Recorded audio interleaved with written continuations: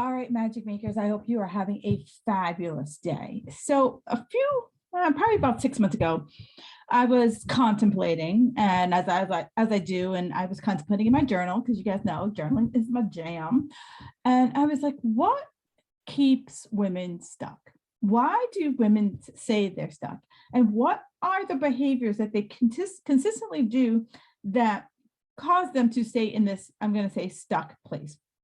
So I did a podcast on that a few months ago, and I'll link it in the show notes. But there came up with 4 reasons. The first one was resistance. The second one was rigidity. The third one was release. And the fourth one, which I can't think of off the top of my head, so I'm going to look it up right now.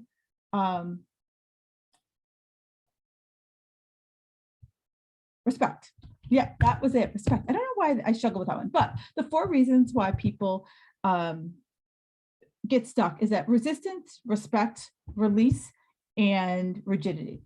And so today I wanted to talk about resistance. And what resistance is that even though I know something is not working, I still do it anyway.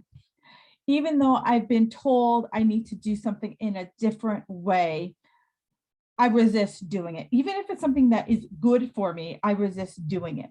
And so I want to start this show off with a quote. So Abraham Hicks, he writes, your life will simply be as good as you allow it to be.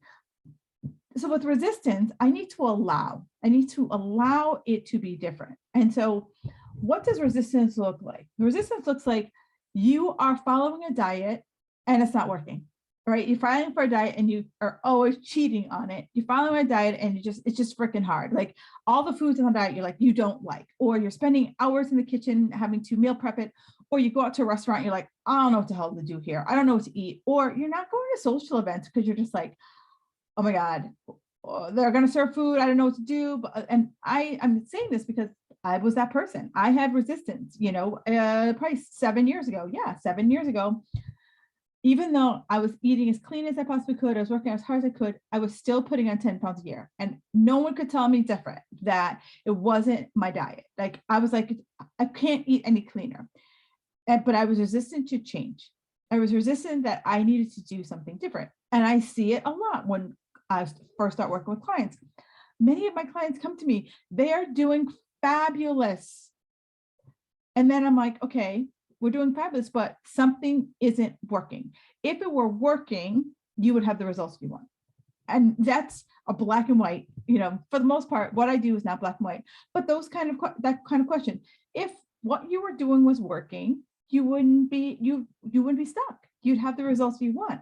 So we have to kind of like start to break up with ourselves and start to say, all right, let's really unpack what the heck is really going on. And the other piece is I have to be perfect, right? You think that perfect action gives you perfect results. It doesn't. Imperfect action, that's what you want, because imperfect action shows you where your blind spots are, shows you where your holes are, because it's the holes that we need to start filling in. It's the holes that are keeping us from getting our success. The last piece before we really dive into like the 3 ways to bust through this resistance is struggle. We tell ourselves, if I am going to lose weight, it has to be hard. I must sacrifice, right? You must like lay your body on some marble tablets, like the Vestal Virgins of the Greeks. And no, it's like, let's just break up that, one of my very first mentors said this to me, and I will repeat it to the day I die. Easy is earned. Right? We all want to wake up and it's like Amazon Prime, boom, my goals are here 2 days later, right? And you're hoping no one steals it off your porch. That's just not going to happen, right? So in order for me to bust through my resistance and for you to bust through your resistance, is that I have to shift my behavior, and understand that even though no one will ever look at the things you're doing, you're eating chicken, broccoli, brown rice, great, fabulous. However, if it's not getting you what you want, you're going to the gym, you're crushing it. However, if I'm eating like a toddler, I ain't going to put on some muscle. If I am not sleeping, I am not going to lose my muffin top. I'm not going to lose that belly fat. Sorry, cold, hard fact, but sometimes I know I needed a punch in the face, and sometimes I got to share that punch in the face. So the first thing is there are 3 ways to bust through this resistance, okay? The first one is decide, right? Decide that you're done. You're done chasing your tail, all right? That's step 1. Step 2 is that I have to work through the suck. It ain't going to be easy. I am going to feel uncomfortable. I am going to feel like there is sand in my nether regions, but I have to work through the suck. The last place is I have to create sustainability. You know, that's my whole jam. I have to create a sustainable plan that's realistic for me, I'm excited about, and I can do. It works for my life. All right. So those are my 3 things. So let me go back and break it down. So I make a decision. And you know, one of my favorite expressions, make a decision and make it work. So instead of, you know, I see it all the time. I saw Sharon, she was at this party, she did keto, so I'm gonna do keto. And then next thing you got all the fat and all the protein. And by Wednesday, you're like, if I choked on another fat bomb, I'm going to kill myself or someone around me, right? Because it wasn't sustainable for you. So here's where we have to look at what is it that we're trying to change when we're making our decision to change. And so we have to look at, like, who do you want to do it for? Like, do you want to do it for you? Like, are you looking at yourself and being like, you know what? I need to make this change. Or is your doctor saying to you, hey, you're 2 cheeseburgers away from a heart attack here? You know, my husband, I see it all the time for the last 20 plus years. Every time about a month before my husband has a doctor's appointment, he's like, oh, I got to get in shape. And he's like, you know, all of a sudden, you know, he's cutting down on his alcohol. He's cutting down on this. He's, you know, being more consistent at the gym because he knows his doctor's going to be like, well, you know, if you lost the 10 pounds, all this magical stuff would happen for you. And I see it all the time. I see it I see that people are like, I'm going on vacation and I got to lose the 10 pounds. And all of a sudden they're like coming to class regularly. And they're like, Kim, pulling on their body parts. How do I lose this? And how do I lose that? Right. But it's like, we have to start thinking about the why. Like, why are we trying to make these decisions? And are you ready? Are you ready to make these changes? Like I said, you go to the party and so-and-so's on keto. Well, do you like fat and protein? Because if you don't like fat and protein, keto ain't for you. You're going to last a minute before you're like, get me the hell out of here.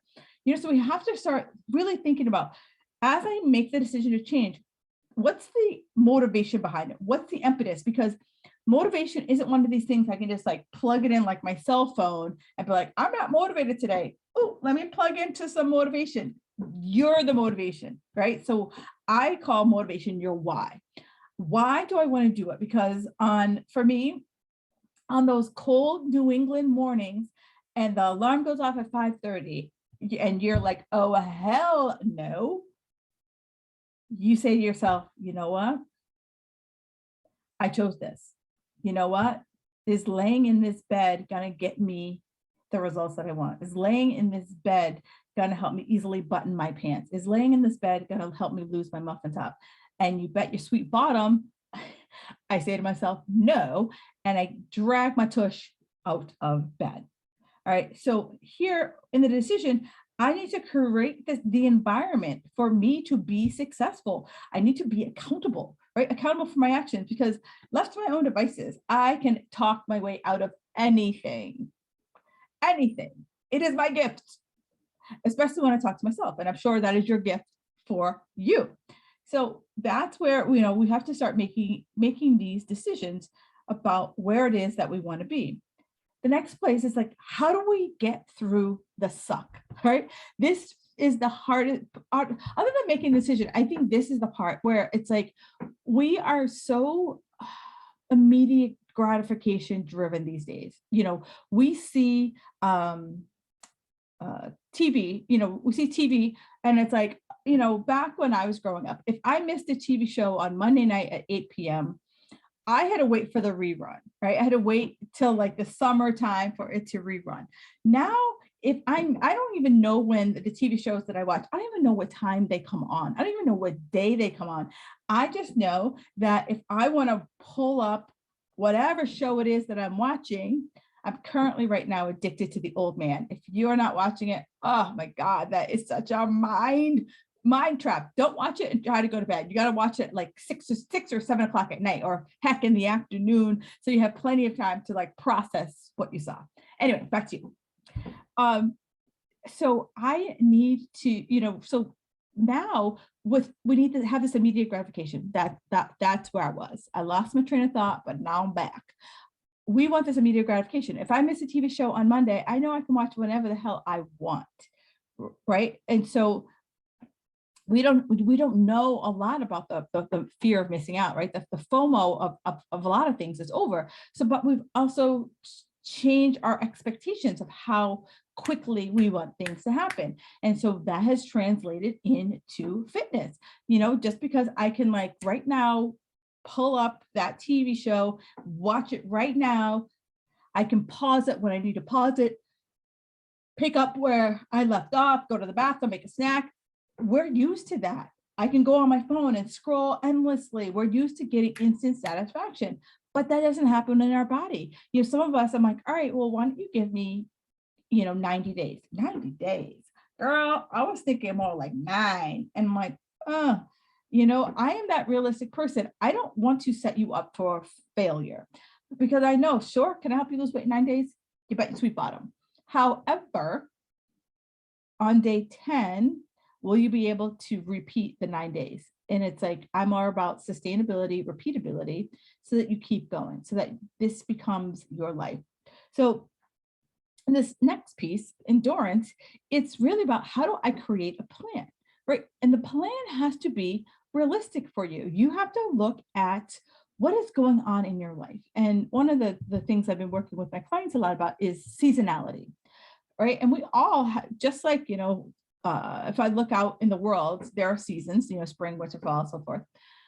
Our lives have seasons. I have a client, her son is an elite basketball player.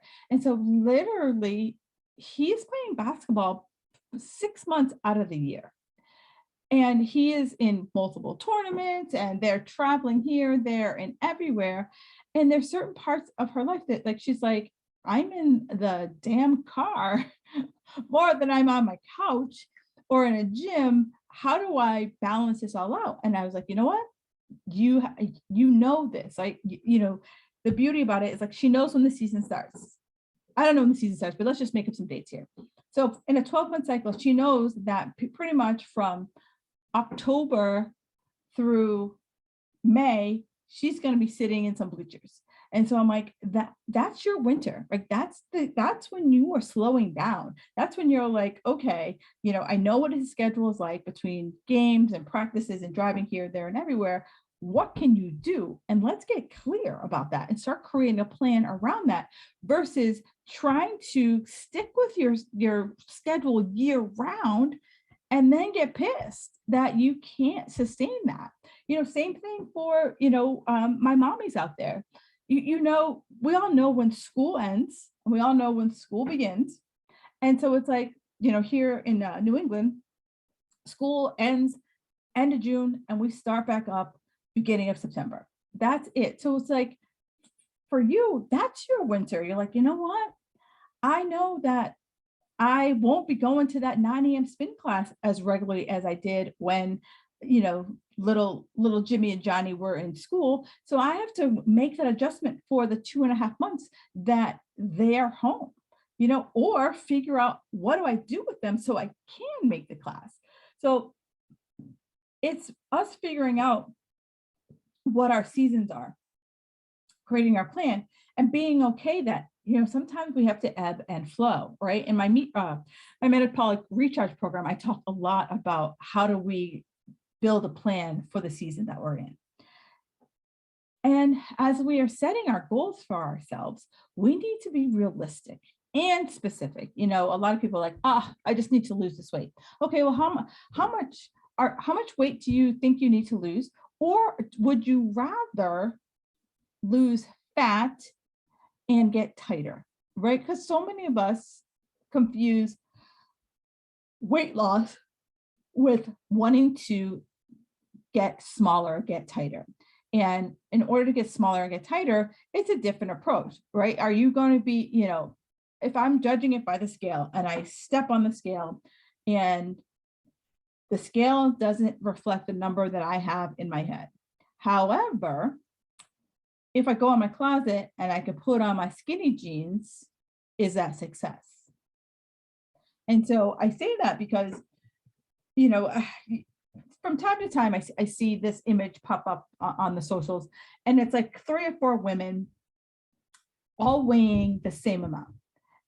And they look very different, someone who's taller, shorter, more curvy, and they all weigh the same, but they all look very different. And so I always ask the client, is it, are we chasing that number on a scale, which is literally only our measurements to gravity, or are we chasing a body composition goal? And for most part, people are chasing a body composition goal. And I've used this example multiple times. So when I first started out in the business, I was at a conference and this woman described it to a T. And I'm like, I'm so grateful that I met you, like in the beginning of my journey. So she described, what would you rather look like, a beach ball or a baseball? And so imagine a beach ball, right? This big beach ball. And if I filled it up with sand or whatever to make it as heavy as a baseball, if you chose which one you would rather be, many of you would choose the baseball, right? You want to be this tight, firm thing versus this big fluffy thing. So, and this is before you come after me, this is me not body shaming anything. I'm just saying personal preference. Some of you might say, I want to be a beach ball. Rock on with your bad self. All right. So the point I'm making here is the scale doesn't mean bupkis. The scale is just your measurement to gravity. So we really have to, as we're coming through the suck, I need to be really clear about what it is that I'm looking at, so that when I have those sucky days, because raise your hand, you're going to have those sucky days. Maybe it's a couple days, maybe it's a week. But as I go through the suck, I have to be like, this is what I want. This is what I want, right? It's kind of like if I was going on a trip, and have you ever had a trip that like everything goes wrong, between a flight canceled or delayed, or, your bags don't show up, stuff happens. I need to say, okay, if I'm still excited to go to Jamaica or wherever the heck you're trying to go to. So I have to be realistic and I have to be specific about what it is I am trying to achieve. I also have to be realistic. Stuff is going to happen. So many times, when I was doing in-person personal training, I would sit across from someone and I would be like, okay, so how many days a week do you think you could work out? And they would be like, oh, 6 days, easy. And I'm like, okay, so that sounds great. I'm like, so do you have any kids? Oh yeah, I have 2. Okay. Do you not work? Oh yes, I have a more than full-time job. Do you travel at all for that job? Oh yeah, easily a couple times a month. And so on and so forth. And I was like, so do you think any of that stuff would get in the way? And they would be like, oh yeah. Yeah, right. So it's like we don't look at our obstacles. And I'm not saying look at your obstacles as a sign that I shouldn't be doing this. Look at your obstacles as more of okay, if this happens, what am I going to do? Right? I was a meeting planner, and if I didn't come up with, and stuff happened all the time, and if I didn't have a plan B, I was sunk. Right? I went to an event and none of my products showed up. None of it. And it was a sales meeting. Nothing showed up. I'm literally like, dialing for dollars at this point. And I'm like, the whole time I was like, don't cry, don't cry, don't cry. I'm like, sound desperate, but don't cry. And so it all, eventually worked its way out. But I had to have a plan B. And my plan B was like, I was grateful that I had all these people in my cell phone that I could be like, the guy who was the head guy at the warehouse. I was like, Nelson, I'm kind of screwed here. I'm like, there's nothing here. I'm like, I needed a major track and a major ship, like ASAP. So I had to have a plan B of like, okay, like that was like the worst scenario ever, but a plan B. I oversleep. Okay, like, I work out Sunday, Monday, Wednesday, Thursday, and Saturday. What if I oversleep on Tuesday? Okay, it happens. Okay, if I oversleep on Tuesday, then I'm going to work out on Friday. Right. So it's like I already anticipate this is what's if this happens, then this happens. It's not inviting you to overthink. It is just more like, okay, if this happens, then this is what I'm going to do. If I go out for a restaurant, this is what I'm going to do. So I don't view a restaurant as like, I'm going to go to tell the chef exactly how to cook his meal. I used to do that. Sorry to any restaurant that I went to that I offended. This is what I'm going to do. I have, I'm over 40. I don't have a lot of spontaneous things going on in my life. If you do, awesome sauce. But I'm also like, I'm not a spontaneous person. I like to just know what I'm getting into. Then I'm like, oh, I'm going to the Red Sox game on Sunday. Okay, so that's a workout day. So I'm like, okay, since I'm going to the Red Sox game on Sunday, that means that following week, I'm going to add in another day of workout because I'm not going to get in a workout on Sunday. Then I'm gonna go there. I'm gonna have a treat meal, right? Who doesn't love a big pretzel the size of your head and a beer? Yeah, that's what I'm gonna have at the Red Sox game. So I'm planning for that. I'm anticipating and I'm budgeting in to my week, right? So that I don't plan to go there and be like, and I have done this. I'm going to bring my chicken in my pocket and eat it out of a Ziploc bag. Yeah, that's fun, Kim. Right, coming right at you. Right. So I want to anticipate the obstacles so that I can clearly think ahead of like, okay, how do I make the most out of the situation? How do I make this most of the situation and it not be about my food or my body or my workouts? All right. And then find incentives, like this is like, it's like, okay, you could be like, if I do all this stuff, I'm going to buy a new pair of shoes. If I do all this stuff, or, I'm going to buy a new pair of shoes, or, used to be, I used to download songs. I'd be like, all right, if I meet this, I'm going to download a song. If I do that, maybe it's a pedicure. Maybe it's like, if I do that, I'm going to like, sit on my couch all afternoon and watch Hallmark Christmas movies, whatever, but give yourself incentives that you're like, dangle a carrot, whatever it's going to make you, or ask your sweetie, like, hey, can we go out to a nice dinner if I do whatever it is that I'm going to do, right? So we want to start really thinking about, as we make this plan, it's like, be specific. It's like, if you say I'm going to work out 3 times this week, great, awesome. What days? What time? Right? I want you to like literally like put it in your phone. Like, this is when I'm going to work out. It's like 6:45 a.m. My alarm goes off every morning and I get up at 7 and I'm out working out. Other days it's 5:30. I'm up and out working out. So I want to know what it is, how frequently I'm doing, what is the specific time? Because so many times people are like, oh, I'm going to work out on Tuesday. And then I'm like, okay, you were going to work out on Tuesday. What happened? Oh gosh, the day got away from me. No, you didn't plan it. Like, the day does what the day does. You didn't make a plan for your time in that day. All right. And then we need to and what are you going to do? Right. When I used to work on the gym floor, I would see so many people just like wander in, like, this is what's happening. Am I at the gym today? No, go in and be like, this is what I'm doing. Have a plan. In my Fit Girl Magic Society, you got 3 workouts every single month, and you have some conditioning exercises that can be done anywhere on the planet. So that if you're like, oh, I'm going up to the cabin, the lake, vacation in my hotel room, those are the exercises I'm going to do, versus if the hotel has a crap gym or I got to take an Uber 40 minutes to get to a decent gym, right? We need to know specifically what it is that we're doing, because this way we can adapt our behaviors as we are going, and we start to get ourselves into a rhythm, into a pattern, so that we land at sustainability. Sustainability is what we want, right? We want to create these, what I call Fit Girl Magic, right? This is the premise of this podcast. I want to create amazing habits that lead to routines. Those routines lead to consistency, and that consistency is what gives you your results. So it has to be sustainable. It has to be something I can see myself doing for the next 3 months, 3 years, 30 years. And if I can't see myself doing that, then I have to ask myself, why the heck am I picking this path? Right? So we want to be able to repeat those behaviors. Like, I am a morning exerciser. I have been a morning exerciser for over 20 years. It is what I do.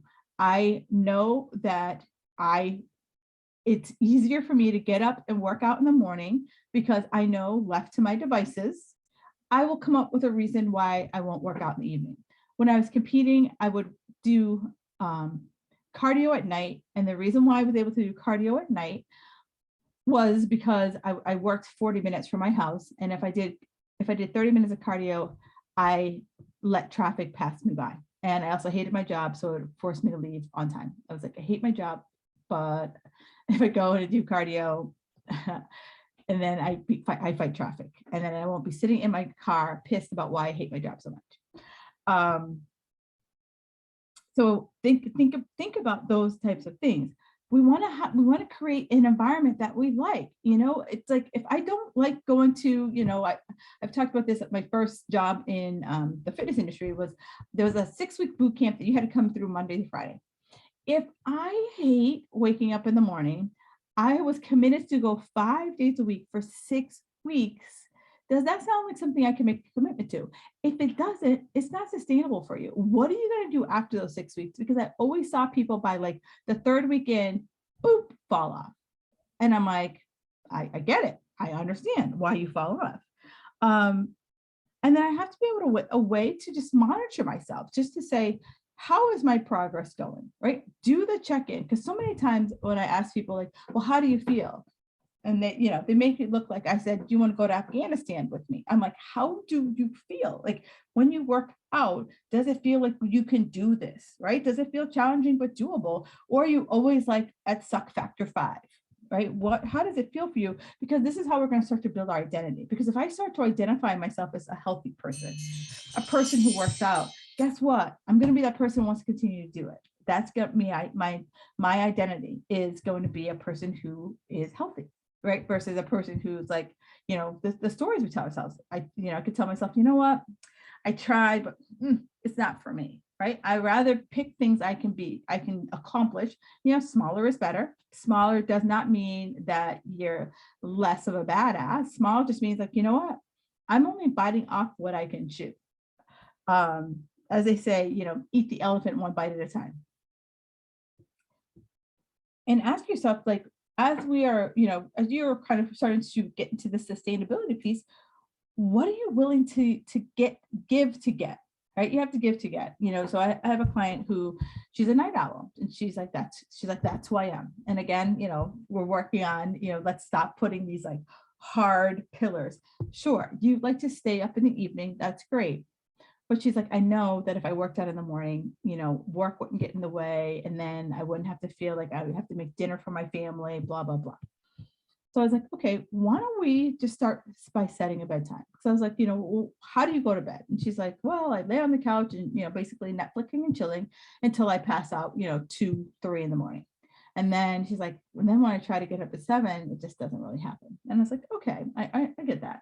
So it's like, instead of, let's set a bedtime of like 2 a.m. So instead of just letting the night get away from you, why don't you just, set your alarm, your phone at 2 a.m. And that way, if you're still up, you're like, you know what, it's time to go to bed. Because let's be honest, at 2 a.m., are you up curing cancer? No. Finding world peace? No. So 2 a.m., just set your alarm and just take yourself to bed. And then, we could do that for a week. And then we set our alarm for 1:45 to tell yourself to go to bed. And then by the time we get to midnight, let's start setting our alarm for 7 a.m. And even if it's just for 15 minutes, you get up and you do some push-ups, you do some sit-ups, you do some squats. That's going to start to slowly transition us into morning work. And so it's been a slow process. And I was like, and I told them, it's going to be a process. It is not going to be this like, even though I've mapped it out like that would be fabulous if it works out that way. It's not going to be that way for you. And so, you aren't used to getting up in the morning. She would usually roll out of bed around 8 or 9 and then go start her day. She works from home. But it's like, it's been a process. And, she's had some, ups and downs, which we should anticipate, remember, obstacles happen. But overall, she's like, she's trying to build these habits to create the identity that she is, someone who has a bedtime. She's like, I'm 50 something years old and I have a bedtime. Yes, you have a bedtime, just like a 9-year-old.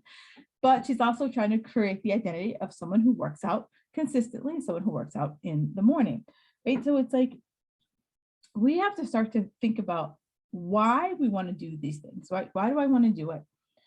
How do I get through the sucky part, right? What are the things that are going to come up that are going to suck for me? So that when the resistance, because our minds are so powerful, right? It's so powerful. And even something simple like reading 5 pages, I've been resisting that. Like, I'm reading a book that I like. I'm like, and I don't like, I always like find a way to skip over it. And I'm like, the last probably 3 weeks, I've been like, been telling myself, embrace the suck, embrace the suck, embrace the suck. So here's where, as I wrap this up, I'm challenging you to embrace the suck. If you find something that you are being resistant on, just decide that, what, you're ready. It's time to make a change. Come up with a plan so you can get yourself through the suck and start creating the habits that build you in. So for now, for me, reading the book, I leave it on my kitchen table and I read my 5 pages while I'm drinking a cup of coffee, because me, I got to have my coffee. Coffee is my jam. So that's how I've been able to start incorporating more that reading into my life. All right, magic makers, let me know how this is landing with you. If this sounds like, something you need to lean into, absolutely. I would love to hear, like, what have you been resisting and where do you feel stuck? All right, have a fabulous day and I will talk to you next week.